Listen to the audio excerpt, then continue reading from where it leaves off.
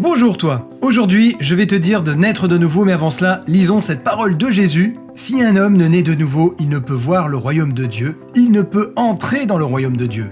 Étudiant, je possédais une vieille voiture, une 2 chevaux de Citroën. Il était impossible de rouler convenablement avec cette voiture. Il y avait toujours quelque chose qui ne marchait pas. Les phares, la batterie, les freins, la boîte de vitesse. Un jour, c'est le moteur qui a flanché. Je l'entretenais pourtant. La solution n'était pas de réparer, mais de changer ma vieille voiture. La solution n'était pas de la placer en vue dans un jardin comme un objet rare et précieux, et de profiter de toutes les occasions pour la faire admirer par mes amis, de la regarder avec une tendresse mêlée de regrets. Non, pas de regrets, pas de sentimentalisme. Il fallait qu'elle parte à la casse. Naître de nouveau, c'est conduire son moi à la casse, le réduire au maximum. La nouvelle naissance est une transformation radicale de la vie, d'une vie centrée sur soi-même à une vie centrée sur Dieu. C'est la plus grande et la plus radicale de toutes les révolutions. Bien des gens pensent qu'ils naissent de nouveau lorsqu'ils se joignent à une église, d'autres quand ils passent par les eaux du baptême.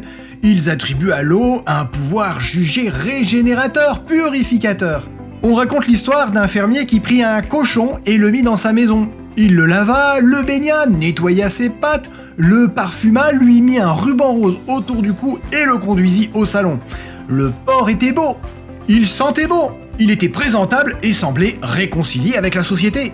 Pendant quelques minutes, il fut un compagnon très agréable. Mais aussitôt qu'on ouvrit la porte, il se précipita dehors dans la première flaque de boue qu'il put trouver et s'y vautra.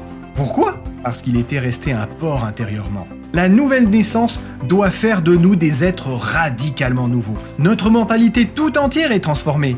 Notre cœur, c'est-à-dire nos aspirations, notre volonté, nos affections, subit eux aussi une révolution. Et surtout, n'oublie pas cette parole de Jésus, car Dieu a tant aimé le monde qu'il a donné son Fils unique, afin que quiconque croit en lui ne périsse pas, mais qu'il ait la vie éternelle. À bientôt et que Dieu te bénisse abondamment.